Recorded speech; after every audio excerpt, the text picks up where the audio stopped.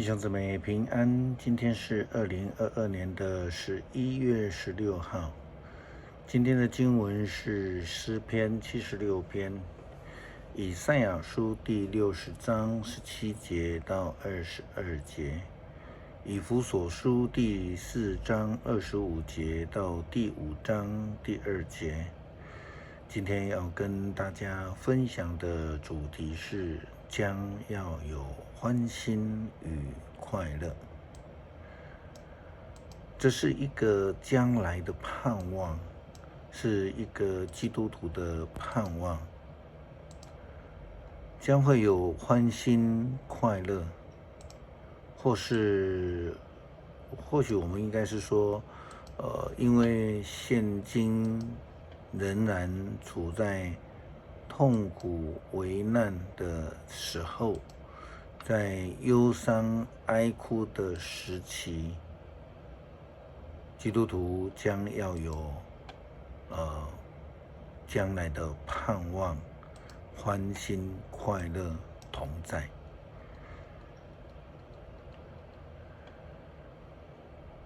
将有这样的日子赏赐给我们。以赛亚先知这样的记载，接续昨天的经文，在以赛亚书66章第1节到第13节谈到，上帝将要审判万国。在之后他说，当你们看见这一切事发生的时候，你们会欢欣快乐，你们会健康兴盛，那时候你们就知道我上主亲自帮助服从我的人，但我要对我的敌人发怒。是的，在面对上帝将来的审判的时候，上帝应许要照顾他的选民，要使他们享受繁荣，如同在母亲怀中的婴孩。在面对这样的情形的时候，上帝就必要让他们欢欣快乐。除了那些受苦的以色列选民，他们将会有平安、喜乐、欢欣的临到他们以外，上帝还透过了先知以赛亚宣布说，我知道他们的心思和行为，我要召集万国的人民，当他们聚集的时候，他们就会看见我的荣耀，也知道那惩罚他们的就是我。可是我要留下一些人，差他们到各国和遥远的地方去，那些地方从来没有人听过我的名，没有人见过我的荣耀和全能。我要差残存的人到他施、利比亚，以及善射闻名的吕底亚、土巴和希腊去。他们要在这些国家当中宣扬我的荣耀。这样的应许其实是上帝赐给以色列人的，并且要将这样的福音也临到了外邦，而且由选民以色列人将这个平安、欢欣、喜乐的福音传遍这个世界。耶稣基督在马太福音第28章18节到20节大使命的当中，他说，耶稣就近他们，就对他们说，上帝已把天上和人间所有的权柄都赐给了我，所以你们要去，使万国万民都做我的门徒，奉父子圣灵的名给他们施洗，并且教导他们遵守我所给你们一切的命令。记住，我要常与你们同在，直到世界的末日。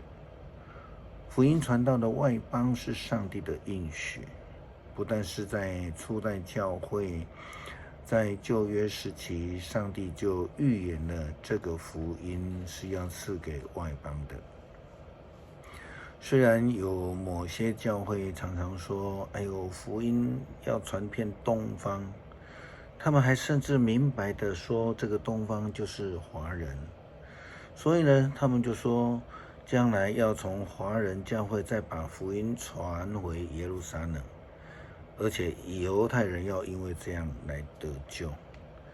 他们的根据就如同以赛亚先知的预言说道：回来的时候，他们要从各国带回你们的同胞，作为献给我的礼物。他们带回来的人都骑着马、驴、骆驼，坐战车和货车到我的圣山，正像以色列人拿洁净的器皿到圣殿献素祭一样。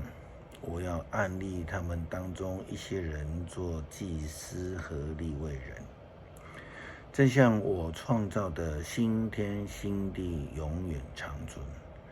你们的子孙和你们的名也要长久流传。在每月的初一和安息日，各国的人民都要到耶路撒冷来敬拜我。上主这样宣布了。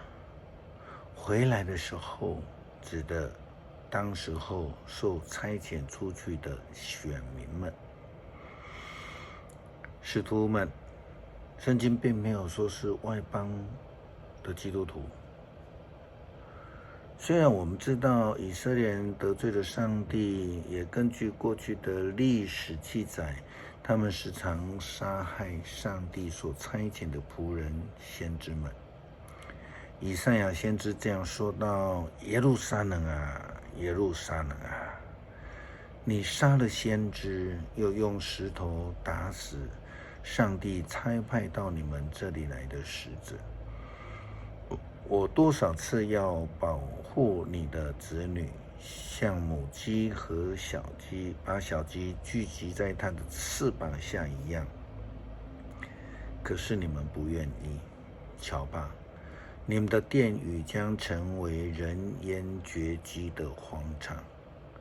我告诉你们，你们从此再也见不到我，一直到你们说愿上帝赐福给奉主名而来的那一位。因此我们看到以色列人即将受到惩罚。第二次的圣殿被毁灭就发生在主后70年左右，这个是彻底的毁灭。如同耶稣基督他的预言，他说耶稣从这个圣殿出来的时候，正要离开，门徒们来到他的面前，指着圣殿的建筑物给他看。耶稣就对他们说：你们不是都看见这些建筑吗？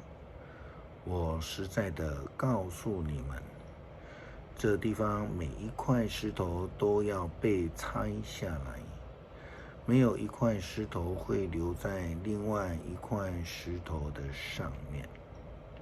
这是以色列人即将遭受到的一个处境。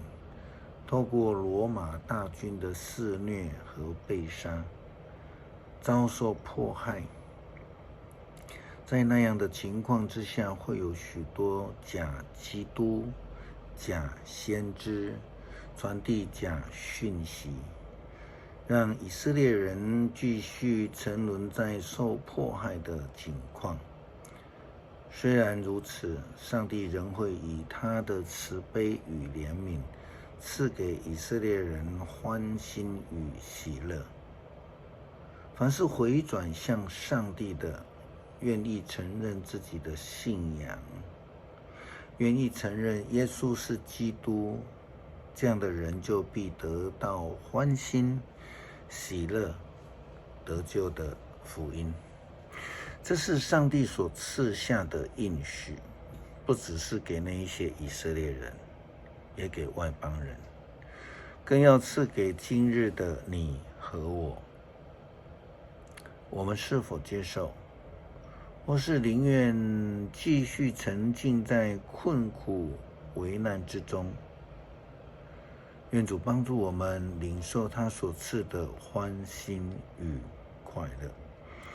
诗篇76篇，上帝在犹大人人认识，他的名在以色列人人尊崇。他在耶路撒冷有住处，他在锡安山有居所，在那里他折断仇敌的弓箭，毁坏他们的盾牌、刀剑、各种武器。上帝啊，你多么光荣！你击败敌人，从群山回来，那么的威严。你们的勇士所掠夺的都被抢走，他们的战士长眠不起，无法反抗。雅各的上帝啊，你斥责他们，他们的战马骑士就都死亡。上帝啊，你可敬可畏，你发怒的时候，谁在你面前站得住？你从天上宣布你的审判，你一站起来宣判，要拯救被欺压的人，全民畏惧，默默无声。人的愤怒将使你更受颂赞，劫后余生的人要谨守你的节日，要向上主你们的上帝偿还所许的愿。邻国都要向他进贡，敬畏他。他挫折王子的骄傲，他使地上君王站立。求主帮助我们在面对苦难的眼前的苦境、疫情的困扰、危险急难的这样的情况之下，能够满有盼望，因为主应许我们将要赐下欢欣快乐与我们同在。感谢祷告，奉主耶稣基督圣名求，阿们。